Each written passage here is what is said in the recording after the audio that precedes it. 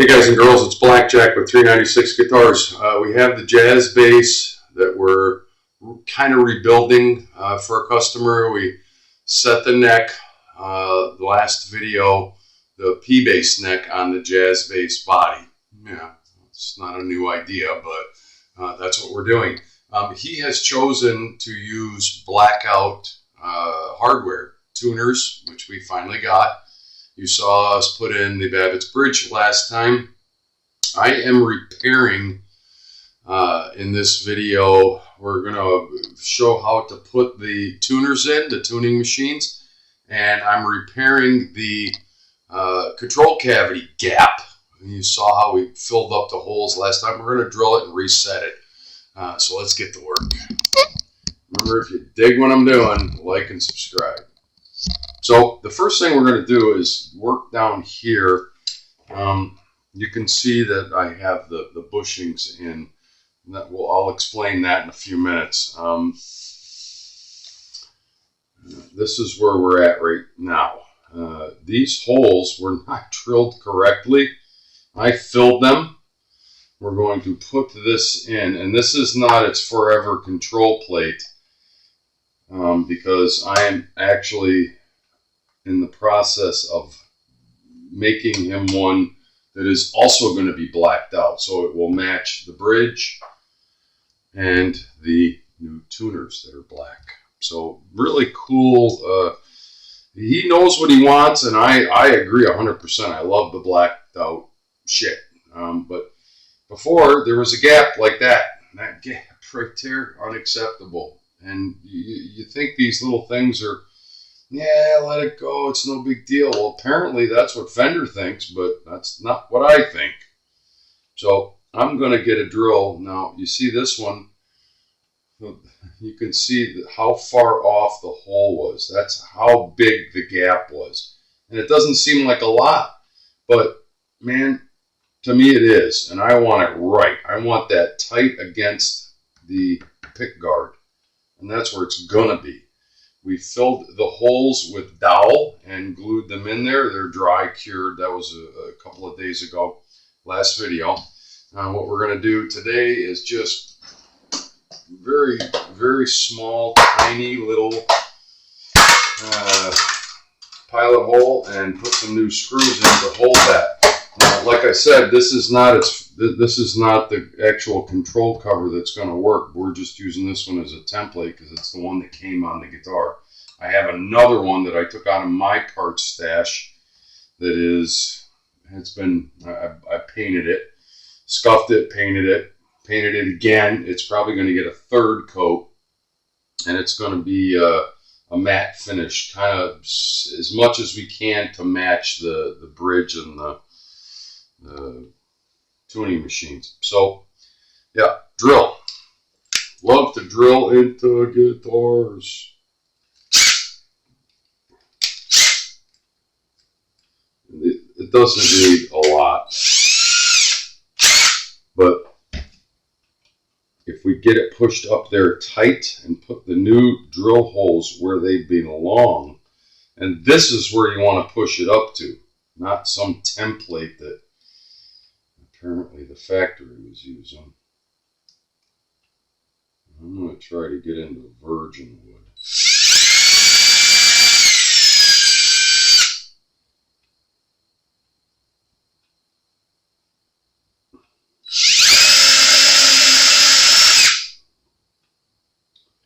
This is the only one where I'm going to have to drill into the peg that I glued into it.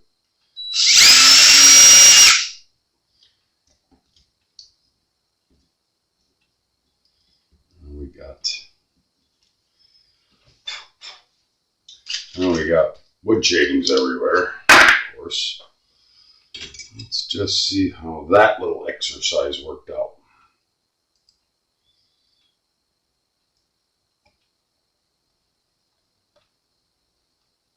And even if it gets into the pegs that I glued back in there, it's going to hold. And it's going to be tight against the pick guard like it's supposed to be. You just can't keep a good guitar tech down.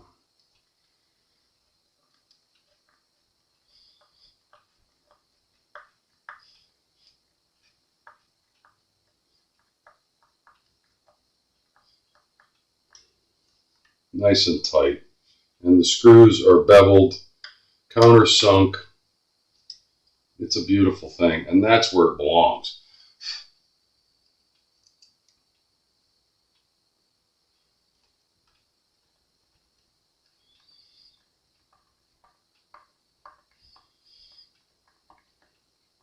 I gotta say, that's just, it took me all of 10 minutes to fix that little problem. Why didn't they do it at the factory to begin with? There should never be a gap between the control cover and the pick guard. And now it's nice and tight. And it's going to be that way forever. That's a forever fix. Yeah. But I'm tooting my own horn. Let's get to the fun stuff, which is the tuning machines. And I can't proceed with the build until I get the tuning machines in. And we're going to show you how I do that. Now, I'm going to preface all of this with these bushings did not just slide in there. They did not just go in, and they never do. I had to do the same operation on this. Real time time invested, not what video time. It took me about an hour to all these holes out to accept these bushings. I had to do the same thing on my jazz bass that I put a P bass neck on. They're standard, standard drill holes, but when you're putting aftermarket stuff on, which is what these are, and Badass has been around for a million years, they don't fit exactly right. Now I'm gonna say a lot of the problem with these bushings not fitting in the hole correctly is the clear coat. There was probably 2 or 3 layers of clear coat drippage down in there. But even after I got that all out, the bushing still did not want to fit. And you want these to fit in there tight. You don't want them to just pop out. So it's a very tedious process. I had to do the same thing on my P-bass neck. But now they're in there, and they're in there forever. These go in from underneath as such, and then it starts to look like, like it's supposed to. So one problem fixed in the control cover. Let's move on. So these do not have the 2 little nubbins that Fender likes to put on, which there's a tool, a template that you can set in all the holes, and it tells you exactly where to put those 2 little nubbins that hold the thing from moving. This is the kind that has 4 screws, and that's actually what stabilizes the tuner in the bushing. Not my favorite kind. I prefer the kind where on the other side a big honking bolt is threaded and goes right through and catches the bushing and the tuner itself. So the difference, I'm going to tell you what the difference is. This is a lot of measuring and remeasuring and placing, and you got to get them straight. You don't want the eye to catch any oddball fitment issue, So there's going to be a lot of shenanigans that I got to go through off camera. There's no easy way to do this. I'm sure there's a tool, a template, or something that you can just plop on there that maybe Badass makes or Fender makes for this type of tuner. But between Fender and Badass, who knows if it's exact? So I have my way of doing it. You line them all up, and it takes a lot of measurement and remeasurement.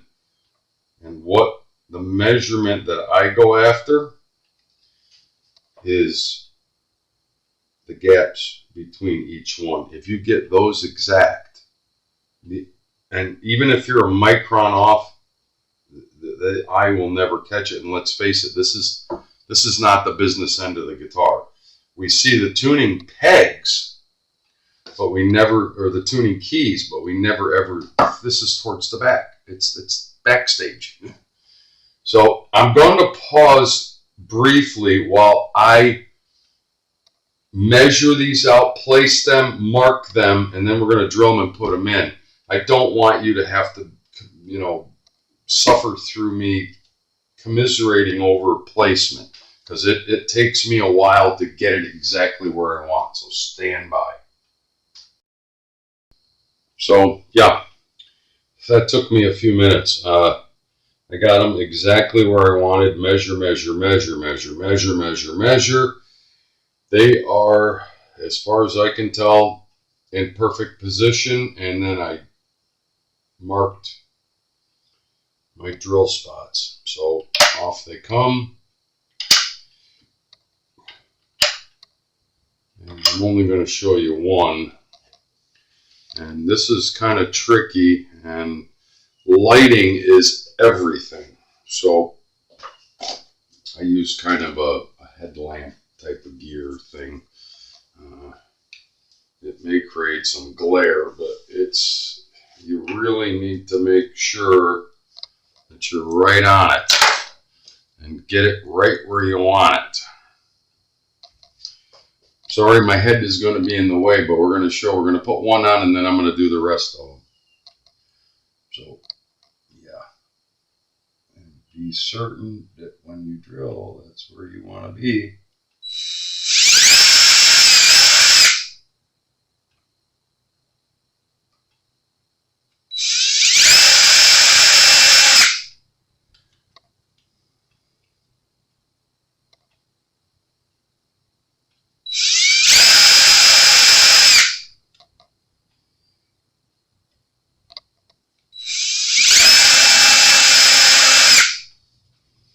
And of course, you're going to have some sawdust.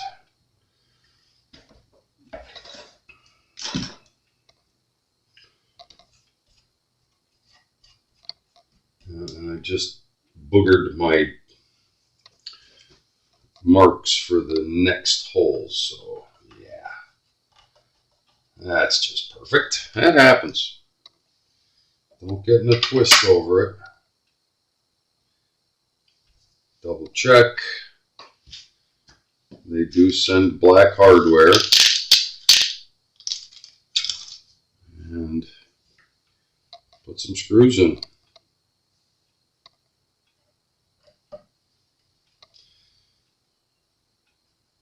Don't drive them all the way home the first time.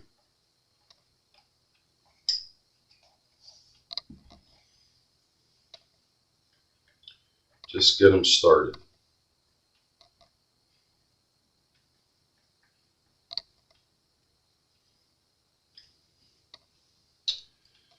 And as usual, you go crisscross.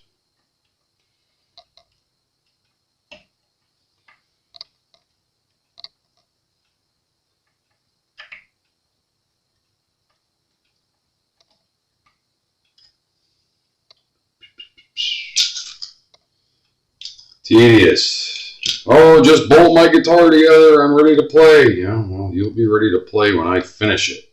That's when you'll be ready to play. 2 months to talk about building a guitar and getting all the parts together. Then once all the parts together, he wants it in 2 days. Just kidding.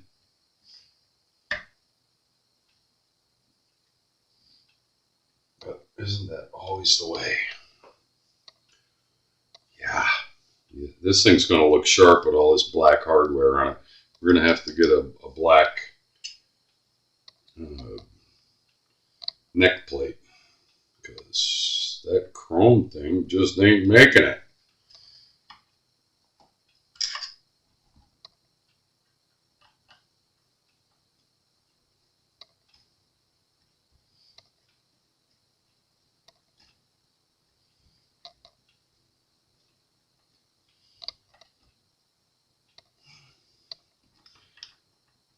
It's almost tight. Now I gotta remark this one because I'm an idiot.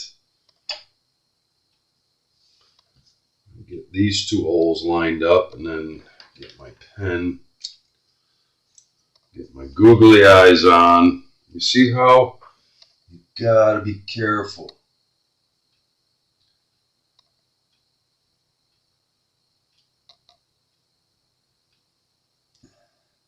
I like this pen because it makes a better mark, but it doesn't dry like a Sharpie. A Sharpie dries like that. And that's why when I rubbed that one, it wasn't quite dry.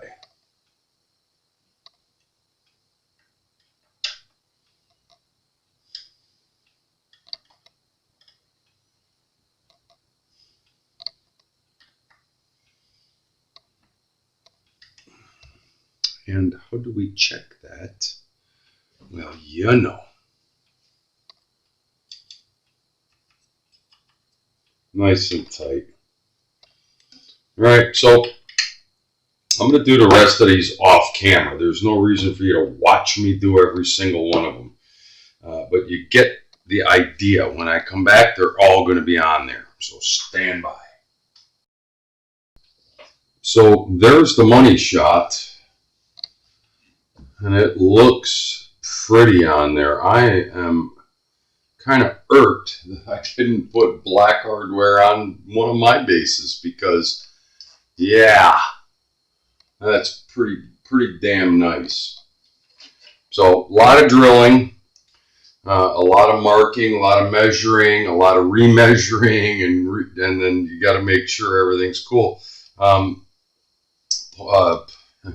Just to let you know, I used too small pilot hole because the screws are so tiny and you can't really look and you know, they don't tell you what size drill. And I used the too small at first and they didn't want to go in right. So I had to take them all out, the ones that I got started, and make them a little bit bigger. But let me tell you, they are secure and tight and they are nice and even. And that's what you want. That's the money shot right there.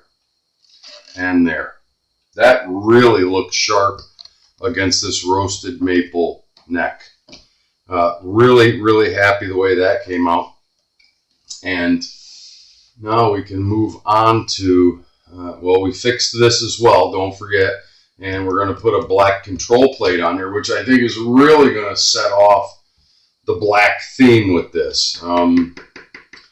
That's going to have to be black too, sorry to tell you.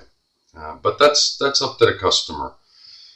So yeah, the last thing I want to do today, and I was trying to do this in the first video, is my little string trick. And I do this because I don't want to waste, you know, regular guitar strings. Bass strings are expensive, as we all know.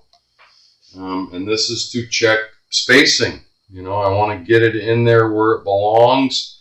And check that, and I'm going to do the E and the G, and hopefully, you know, we're gonna have a success here. Fishing this stupid thing through there is not the funnest thing. One of them actually went through pretty quickly the other day, and yeah, it's going to give me a hard time.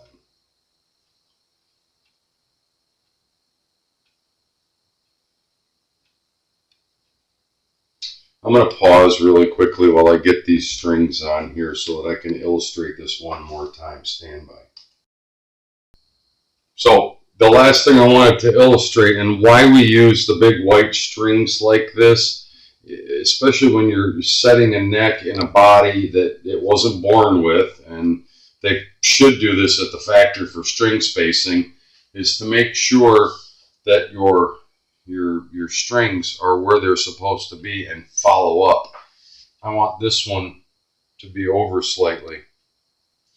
And I can see that the nut slot is too far in over here. This guitar is going to get a new nut sometime in its near future. The G string is perfect, but the E string needs to be over there. And you'd think that doesn't matter, but a millimeter one way or the other, yeah, it matters to me. And it gives us our perfect string spacing across the poles on the pickups. Now, if I don't see what I like, you know, when I'm stringing it up, I may, before I solder in the new pickups, I'm gonna fill those holes just like I did these and straighten that out. That's just what a guitar builder does. But for now, it's absolutely acceptable. It is well within, you know, reasonable limits. That being said, the last thing we do is take a straight edge and run it down all the frets, and you should just kiss your saddle, which we do right here. I'm going to move this down a little bit so we can see that, because this is important. You can't just willy-nilly go at it. What you do is you take a straight edge, and you want to do this kind of on, just like the strings that we have here. You want to kind of go at it from both ends and make sure that you're going to have enough adjustment here to raise or lower your string action later on, because we're going to have to do the setup on this guitar. So what you do is you take a straight edge. Now the neck is in a completely flat condition, okay? And I made sure of that because I put it in a straight condition. And you take your straight edge and you run it down, and it should just kiss your saddle, which it does. And on the E and on the G, we actually have a little more room there, but we can raise those up and down. If it's rocking up or not hit, it won't go through there and make that pass. You got something that's out of alignment. So we know right now that we have good string spacing because we used our white strings. After we set our neck, we have our tuners in, and that's what I was waiting on, was the tuners, because you have to run down. I don't like the spacing on the nut. I know the nut was, meh, I'm not happy with that. I can even see by looking at it that string spacing is not correct up here. That's not, in a playing situation, if I didn't point it out, nobody would know that. But I know it, and that's going to get fixed. That's going to be it for today. So, you know, we go through these processes because it's important. It's extremely important. Yeah, it's nice to see the result of our efforts, you know, when we're doing something like that. I mean, that's just prettier than dang it, you know. Really, really sharp stuff. I like it. And Badass is a well-known name. I can tell you that these tuners, they feel awesome. Okay, so they're going to work great. I'm not going to put strings in there yet. That's going to come later. We still have some wiring to do. And then once we get the wiring and we put the new pickups in, he's putting quarter-pound Seymour Duncans in here. That's the next step. But for now, we're done. We're going to call that a success. It's Blackjack with 396 guitars. This was a really good one. We had a lot of hiccups here and there, but we repaired some things. We repaired the misaligned control cover, and we installed his new Badass tuning machines. That's a trick in and of itself, and we showed how to check string spacing after you set a new neck. All good stuff. Be careful if you try this stuff at home. You're going to be in for a surprise. There is always a surprise. Remember, if you dig what I'm doing, like and subscribe. We'll talk soon.